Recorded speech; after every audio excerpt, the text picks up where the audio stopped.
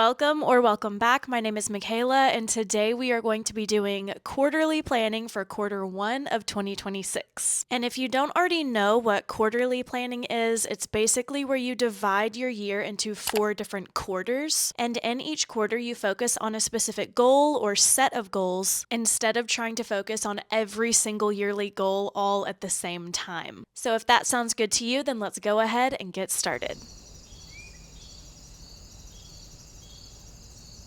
So what you will need is whatever you use to do your planning, whether that's a paper planner, a digital planner, maybe you do something in Google Calendar, whatever it is, go ahead and grab that. And ideally, you will also already have a list of yearly goals. If you do not, I made a video about how to set yearly goals, so you can watch that first and then come back to this video. But I do think it's important to have yearly goals first because that is what we're going to be referring to when we're choosing what to focus on in each quarter. Okay, so here is my list of 2026 goals, all of my yearly goals. And again, if you want to see how I came up with all of this and organized all of this, I did film the entire process of making this document, so you can go watch that if you're interested. But you'll see at the top, I have 2026 goals, and then underneath that, I have Q1, so this is referring to quarter one, Q2, Q3, and Q4, and they're all a different color.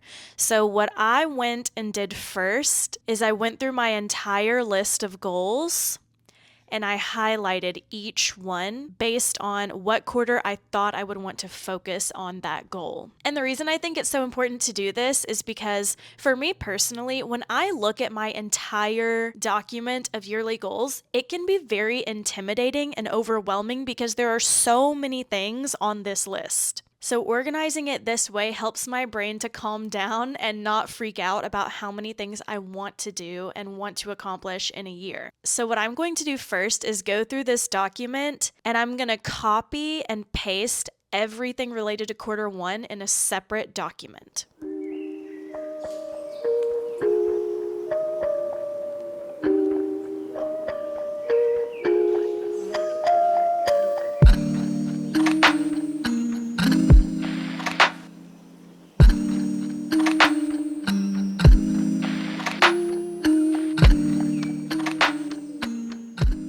Okay, so anything that was highlighted pink, I copied over into this new document. And now I'm going to unhighlight everything that is pink because pink signifies quarter one, but this is the quarter one document already. So it's sort of repetitive to signify that in 2 separate ways. Now what I'm going to do is re-highlight a few things that I want to do specifically in January. So within quarter one, there is January, February, and March. So not only are we breaking our yearly goals down into quarterly goals, but we're also going to organize our quarter one goals into monthly goals of that quarter. And with some of these goals too, I do want to note that even though I want to focus on them in quarter one, that doesn't mean I have to complete them in quarter one.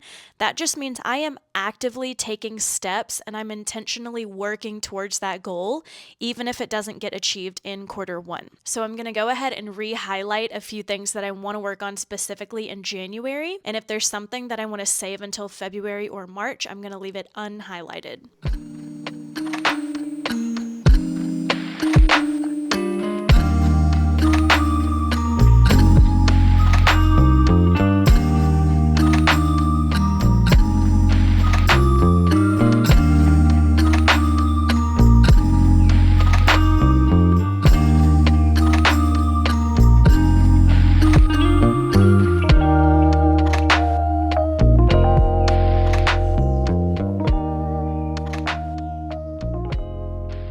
Okay, so now we have gone from our yearly goals to paring it down to just our quarter one goals, and now we've pared it down to just January goals. And I know this might seem really extra, but for me personally, and if you're anything like me, if you're really into goal setting, if you're a type A person, having these things organized in bite-sized chunks for your brain is so much easier. It's much more peaceful. It's less stressful. and it's way more achievable. So even though this may seem like a lot, I do think it's worth it, and I also think it's highly, highly effective. So the next thing I'm going to do is reword these goals so that they are achievable from January 1st to January 31st. So we don't necessarily want these things to be ongoing throughout the quarter or throughout the year. We only want them to start and end in January. So I'm going to reword all of these goals to make sure they start and end in January.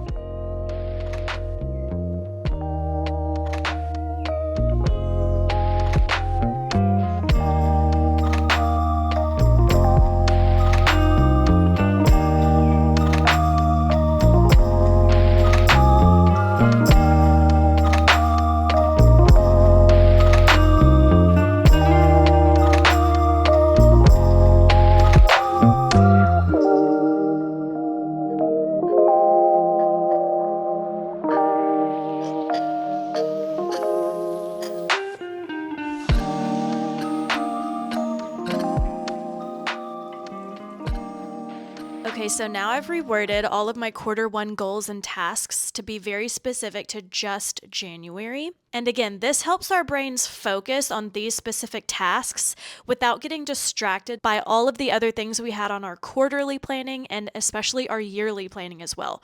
We don't want to get distracted by those things because that's not our focus for quarter one and that's not our focus for January. So my January goals and tasks, I want to stay off of short form social media in January. I want to make at least one mix CD of my favorite songs so that I can listen to it in my car with no ads. I want to practice my Spanish listening skills every day, and I'm tracking this in my habit tracker. I want to practice gratitude with bracelet beads every day. I saw another person doing this. Her name on YouTube is Anna Links, and basically you either have a bracelet, a necklace, or a string of beads, and you hold each one and say out loud something that you're grateful for, and then you go to the next bead and you keep doing it until you've listed something that you're grateful for every single bead on that bracelet or on that necklace or whatever it is. And I thought that was really nice. So I've been doing that every day of January so far. I want to play my Switch at least 2 times a week. This is just so I can relax and do something fun that isn't necessarily productive. I want to have an average of 10,000 steps in January, and this is another thing that I track in my habit tracker. For my financial goals, I want to save up money to pay back my boyfriend, and then at the end of the month, I want to record how much was saved so that I know how much I still have left to save up in February and then in March. For relationship goals, I want to text all my friends individually. We have a group message where we text each other pretty regularly, but I just want to make sure I'm investing in each one of them individually. So that's a new goal in 2026 to try to foster those individual relationships. I also want to call my family at least 3 times a week or more. For my YouTube goals, I want to continue posting videos on my personal channel weekly, and that's the channel that you're watching right now. For my small business goals, I want to give my small business a new name because I feel like I have lots of different projects and interests going on, and a lot of them have very similar or identical names. For instance, I have this personal YouTube channel and it's called Michaela Cordy.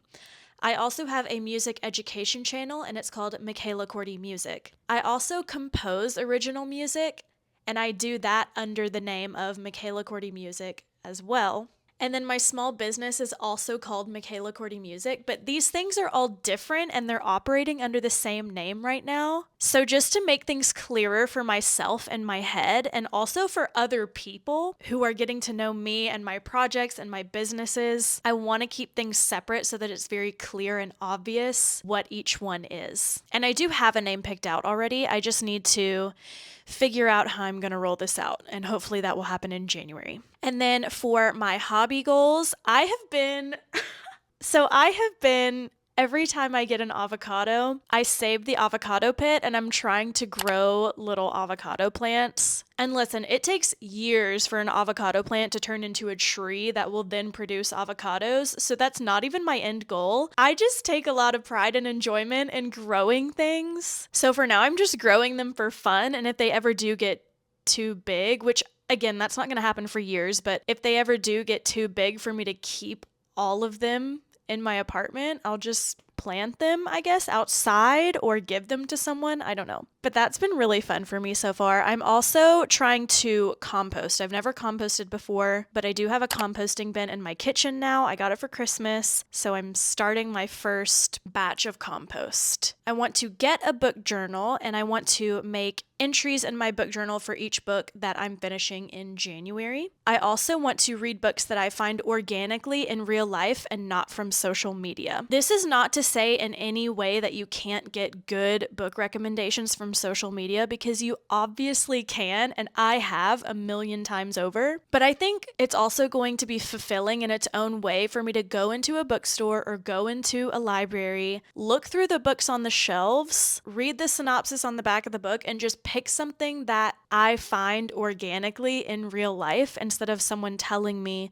this is a good book or someone recommending a certain book to me. I don't know. I'm trying that for 2026, so we'll see how that goes. I want to play piano for fun at least once in January, and I want to continue photographing, printing, and archiving memories for my journal. I have a Sprocket. If you don't know what that is, it's a little tiny printer that Bluetooth connects to your phone, and you can print pictures that you've taken on your phone on the Sprocket. And the printer paper it uses is also sticker paper. So once it prints the picture, you can stick it somewhere, and I like to put them in my journal. That's something I just started doing about a month or two ago, and I've really, really liked it. So I want to continue doing that. And then the last goal is I want to finish the disposable camera that I started in 2025. I have less than 10 pictures left on it, so we'll see if I can actually finish that in January. So those are all of my January goals and tasks that I want to focus on this month. And if after doing this whole process, if you still have more energy to plan and organize even further, then I would suggest going back to your quarterly goals list and repeating that same process that we just did for January, for February, and for March. For me personally, I don't always have the energy or like the mental capacity to want to do this 3 times in a row. So sometimes I just like doing January, and then maybe tomorrow I will come back and do February, or I might not do February until the end of January or the beginning of February. Like I might just wait until then to do my February planning. But this is how I do my quarterly planning, and this is how I stay on track for my yearly goals. Because if I just look at my 2026 goals list, if I just look at this list every day when I'm trying to figure out what to do in my spare time to meet my goals, this just gets way too overwhelming for me. This is why I genuinely try not to even look at my 2026 goals unless I'm sitting down and doing a planning session like this. I don't want to look at my 2026 goals unless I'm doing my quarter 1 planning or my quarter 2 planning. Or maybe sometimes when I'm doing monthly planning, like February planning or March planning, maybe I'll go back and just skim over my 2026 goals.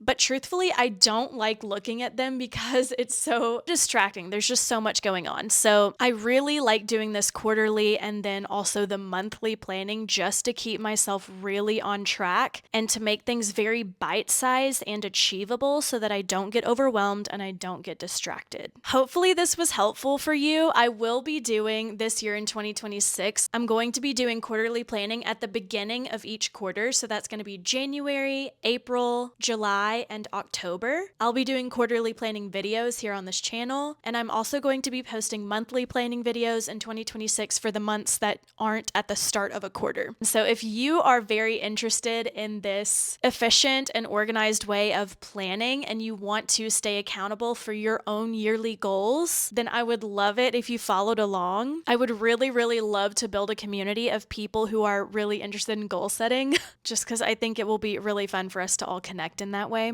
So if that's you, then feel free to subscribe and join me for those monthly and quarterly planning videos in 2026. But anyway, hopefully this was all helpful to you in some way. I wish you the best of luck in achieving your 2026 goals this year and your quarter 1 and your January goals as well. Thank you so much for watching today, and I'll see you in the next one.